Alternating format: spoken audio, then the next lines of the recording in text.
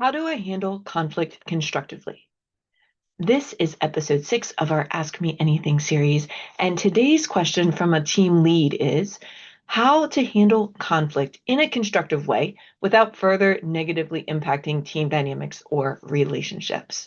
This is such a good question, and if you've ever struggled to manage conflict, you are in the right place. Now, I have done more than 100 case study interviews of STEM leaders, mostly women, some allies. And one of the patterns that emerged from those case study interviews is that the women who rose up into leadership positions, 21% of them explicitly identified that because they were good with dealing with difficult people, that was one of the reasons that they were able to advance, and it was one of their most valuable leadership skills. Now, what's interesting about this is we identified, so when I wrote She Engineers in 2018, one of the things I identified was MVT, so most valuable traits. And on that list, there's only 3 of them. One of them is what we call calm in chaos. So the ability to stay calm in a conflict deadline situation.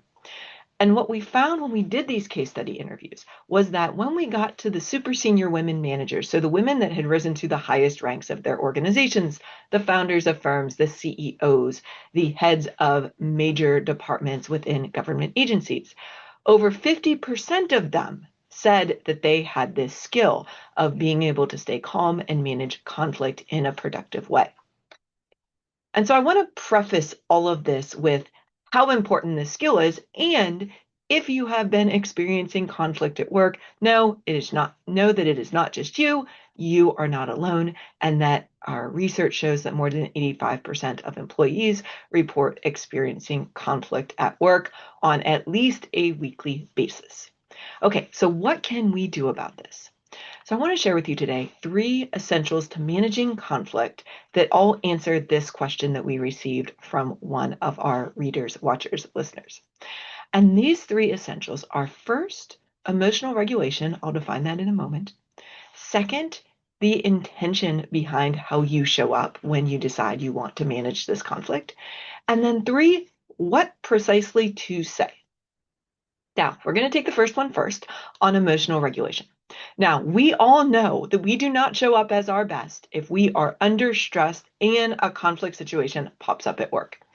And so emotional regulation, which is defined as your ability to manage your own emotions and show up in a way that you can be proud of, you want to make sure that if you are addressing that conflict, that you only do it when you can do so calmly. We've all said things in the heat of the moment that we regretted later, and I don't want that to be you. In addition, as I just shared with you with those statistics, people who can be calm when they are managing conflict situations, they're more likely to get promoted, which is also what I want for you.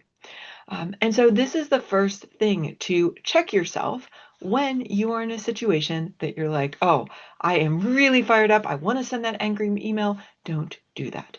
Now, if this is a challenge for you, as it was for me, especially in early career, I have written an entire blog about this. I will link it in the notes below this video. This deserves its own time and attention just looking at this particular thing. And so you can go check that out. I actually share a framework there with you that you can use, and I have used in many conflict situations.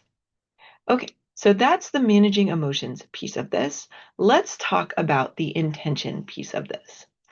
And so when we go into a situation and we're like, okay, I need to deal with this conflict, and especially if it's something that's been like festering for a while, so it's a conflict that has escalated over time, we want to make sure we're going into this situation or the conversation we're going to have about resolving this conflict with an outcome-focused mindset.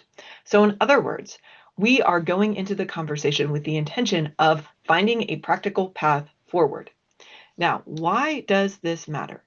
Well, because often people have discussions within conflicts for multiple other reasons that could include proving that I'm right, that my idea is the best one, blaming the other person for some kind of failure or breakdown on a project, avoiding taking 200% responsibility for your part in the conflict. I'm going to pause on this one for a moment. And so why did I say 200% and not 100%?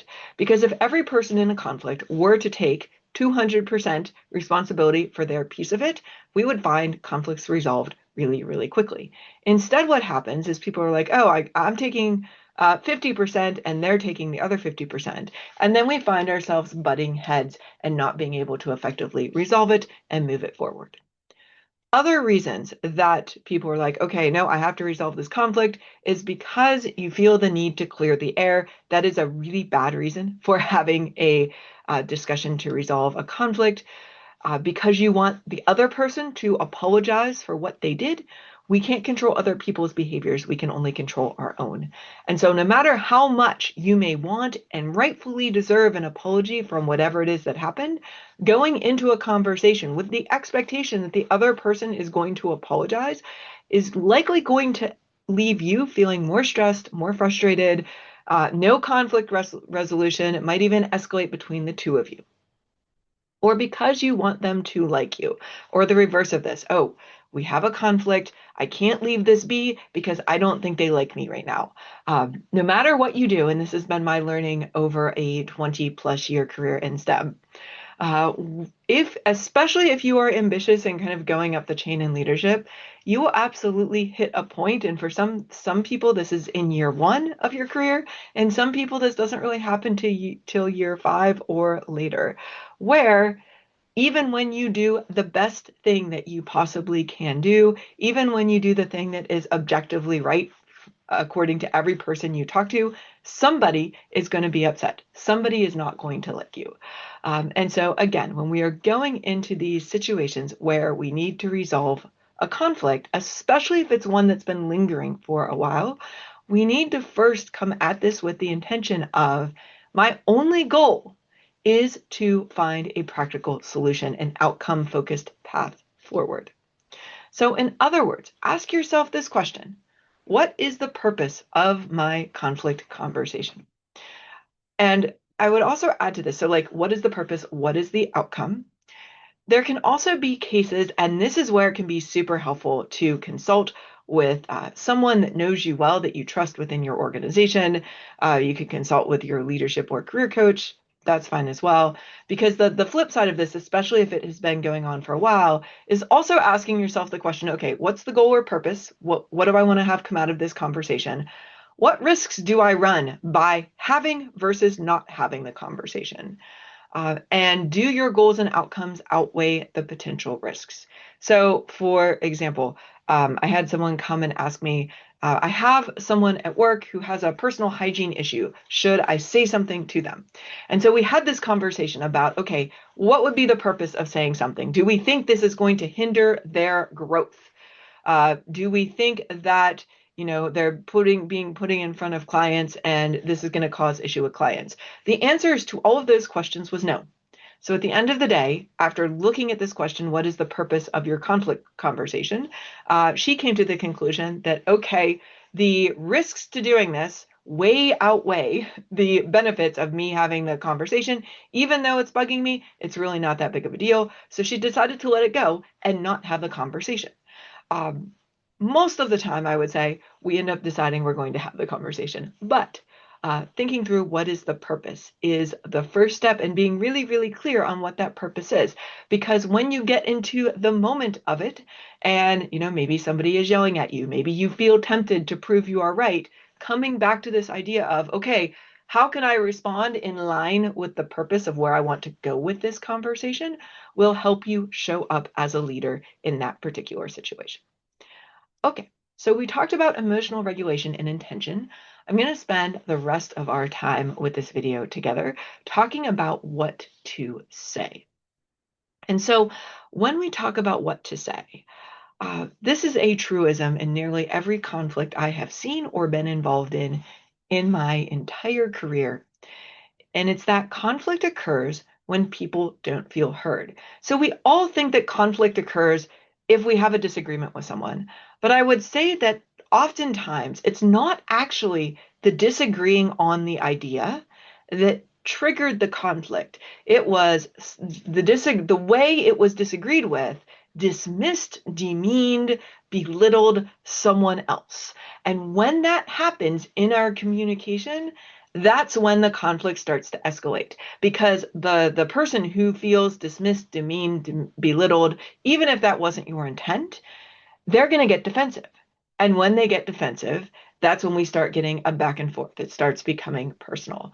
And so if we know that conflict occurs when people don't get heard, that means we know how to solve this, that this is really a communication issue.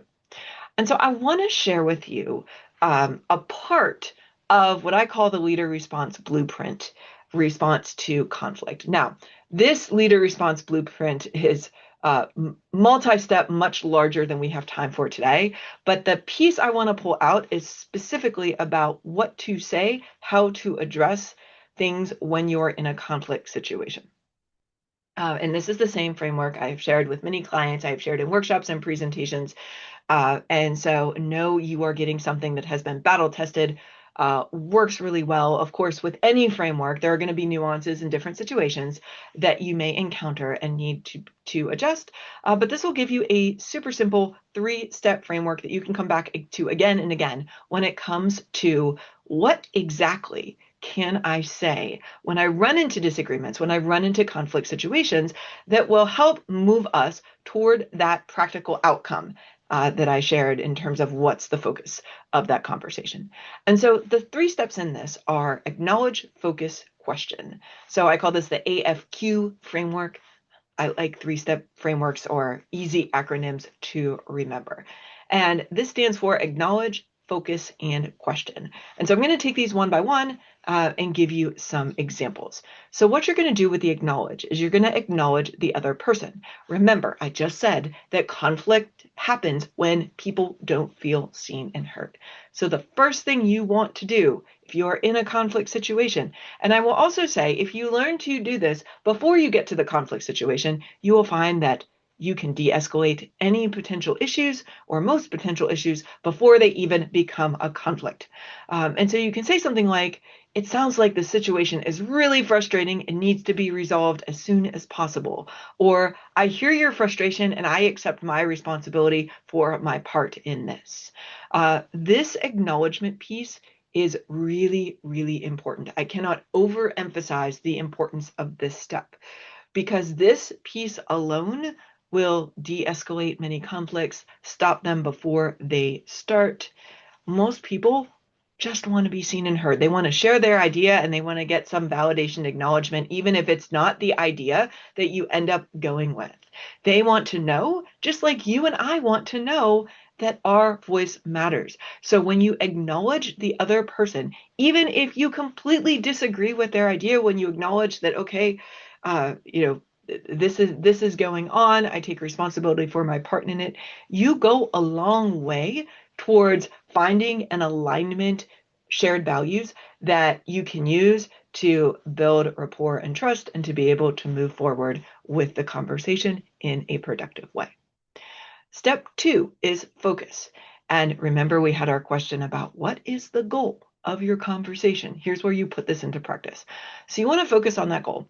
And one of the best ways you can do that is, you acknowledge and then you ask a question. You say, what does success for whatever project that the conflict came up on look like moving forward from your perspective? Now, let's say your goal outcome with this is to do something like have a productive working relationship with this person. Maybe there's been multiple conflicts over the years and you are struggling to work together. You're on the same team and work together in a productive way. You could rephrase this question to saying something like, what does success look like for us working productively together, moving forward on our projects? And so you can refine this for what you're looking at. I'm going to use a project situation because in most cases, our conflicts initially start around some kind of project work with someone else. Now, the goal with this piece of the focus is to realign everybody that's involved in the conversation, you included, on a shared future outcome or vision. So this idea of, the conflict, something happened that nobody liked or you didn't like. And what we're going to do is, instead of attacking the piece that we didn't like, we are going to zoom out of the conversation and we're going to say, okay, instead of picking apart the minutia that probably started the conflict, we're going to take a step back and we're going to say, okay, let's realign together on shared expectations here. What does success look like if we are working together in a positive way? Now, the reason this works is because it redirects focus on this minutia thing that happened and pulls it back to what is the greater good? What is the thing we want versus what is the thing we don't want? And so you can grab this question verbatim, use it when you find yourself in a conflict situation that you need to resolve. And then finally, we're going to ask a third question here. We're going to ask the other person, what's your take on how we can make this happen? So you define success in the focus stage, and then you're going to say, okay, we know what this looks like, and we know what success looks like. How can we make this happen together? So you can see how you can take a conflict and essentially redirect the conversation using this AFQ script towards a more productive outcome than kind of you going into your hole, the other person going into their hole, and butting heads on what's going on. Now, this question piece. So not all questions are created equal. This question works because it invokes collaborative problem solving. And what we found, and there's some research behind this that I'm not going to go into detail in today, questions that start with the words what and the words how are most likely to engage someone else's problem solving skills. Why is this incredibly important when you are in a conflict situation? This is because when you invoke someone's problem solving skills live in the part of your brain that has all your executive functioning. So if you think of how do I show up as the best of myself as a leader, when you are decisive, when you are confident, when you are feeling like you are at the top of your game at work, that is the executive functioning pieces of you. The more emotional piece that is likely to go into the fight, flight, freeze, so I call this survivor mode, when you are under a high degree of stress, for example. So this is going back to the whole emotional regulation piece at the beginning of this. When you are in that highly stressed state, you cannot activate your problem solving skills. So this isn't not, I'm not, this is not a challenge I'm issuing to you. It's like how our human brains work. We literally cannot be in both areas at the same time. We can't be getting ready to run away and maximizing our problem solving abilities in that moment. So one of the reasons for using a question that starts with what or how is because you are helping both yourself and the other person. So this can be really effective if the other person is getting defensive.